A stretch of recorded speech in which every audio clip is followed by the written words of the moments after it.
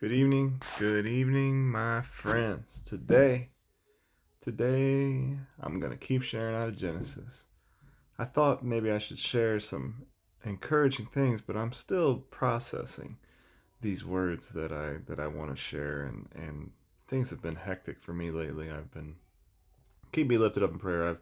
I had some heart issues, and then now I got a what do you call it? A herniated disc in my back. It's just like, you know what? I love the Lord. I'm gonna keep giving thanks. I'm not gonna complain, and it is what it is. I just need to slow down, I guess, and take more time at home. And I've been home a lot lately, but been enduring some pain and different little trials and stuff. So, but it's all good. It's all good. So if you seem to think that maybe I'm not in the same mood, maybe I'm not. But I got to preach a few times this weekend. So pray for me that I just am not disheartened by these trials and have a strong word to share. I get to preach a few different times at a few different places in Illinois and at another like youth event.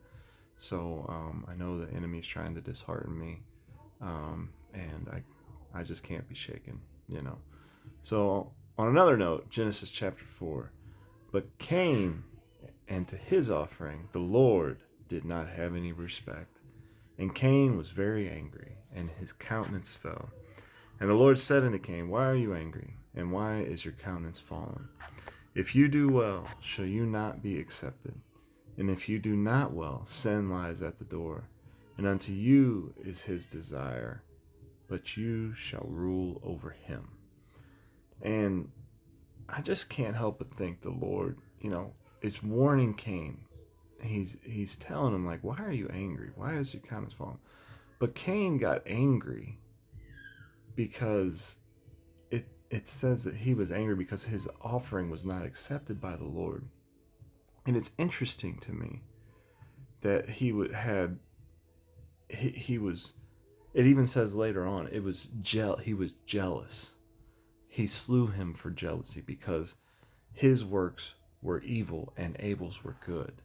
And it's interesting to me that the jealousy is rooted in the fact that he was not accepted by God. But even though his desire was to be accepted by God, he let this jealousy and this anger grow up in him to even murder Abel and completely separate himself from God because of this murderous act that he committed. But it was rooted in a desire to be accepted by God. Wild, right?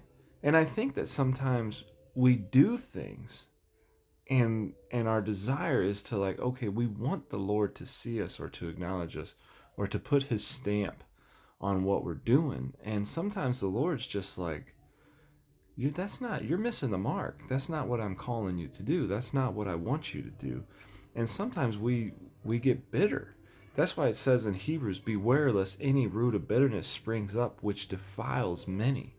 So we have to be open and humble enough to look to the Lord and understand that whatever we think, whatever it was that we thought in our own mind that God wanted us to do, if that's not what God wanted us to do, we have to be humble enough to lay that down and seek the Lord and figure out what it is that he wanted us to do, and just accept it and not feel like we wasted our time on this other thing and God just didn't even acknowledge us or whatever. We just have to lay it down, let it go, and say, all right, Lord, sorry, I was wrong. I was in the flesh. I didn't seek you properly for what it was that you wanted me to do, and now I'm here. Here I am. What do you want me to do? Um, and that's the challenge for us.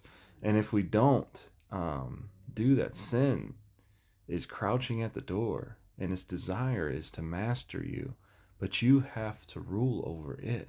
It's always going to be there. It's the contrary desire of the flesh is always going to be something that is going to desire to rule you, but you're going to have to continue to overcome it and continue to cast the flesh aside and put the Lord first and do his will. And even if it spoils your plans, or your ideas or your thoughts or your expectations. Humble yourself before the Lord, and He will lift you up. Amen.